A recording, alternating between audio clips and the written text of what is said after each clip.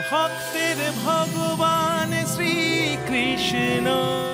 শুনছিস তো, 1000 হাঁড়ি ননি হয়ে গেছে, আমাদের জন্য রেখে দে না। না দাদা, এই হাঁড়ি আমি কংস রাজার কাছেই পাঠাবো। 1001টা হাঁড়ি না হয় হলো, ক্ষতি কি? নিন।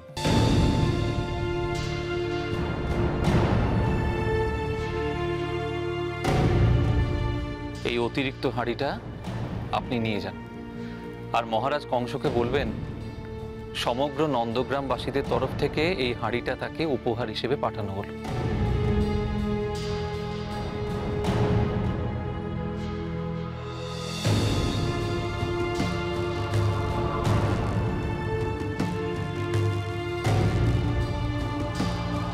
কি রে ভাই, তুই হাসছিস যে বড়, কি কারণ শুনি?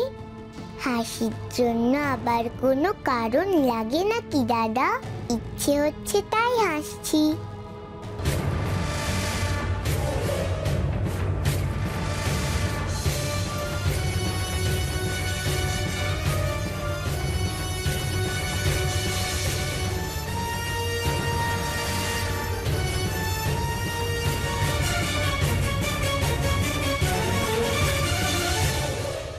এ কি প্রভু, এ কি করে সম্ভব? নাকি সবই আমার চোখের ভুল? কংসের দাবি মতন 1,000 হাঁড়ি ননি কি করে তৈরি হলো? নন্দগ্রামবাসীরা এ অসাধ্য সাধন কি করে করলো প্রভু?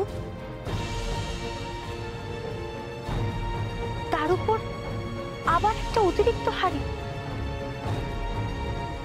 এই সবই আপনার কৃপায় সম্ভব হয়েছে, তাই না প্রভু? না লক্ষ্মী, এই কাজ ওরাই সম্ভব করেছে। ওদের পরিশ্রম, ওদের একাগ্রতা আর কাজের প্রতি ভক্তি দিয়ে। আবার আপনি আমার সঙ্গে কেন ছলনা করছেন প্রভু? আপনার আশীর্বাদ না পেলে কি নন্দগ্রামের বাসিন্দারা এমন অসম্ভব কাজ করতে পারত? কিন্তু এ আপনার কেমন বিচার প্রভু? অন্যায়কে ন্যায়ের বিরুদ্ধে কেন বিজয় করলেন?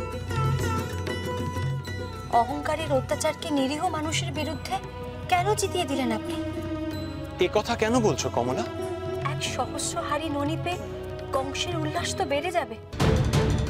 এদিকে নন্দগ্রামের বাসিন্দাদের ঘরে ঘরে হাহাকার উঠবে, শিশুরা না খেতে পেয়ে কাতর হয়ে পড়বে। কেন প্রভু, কেন?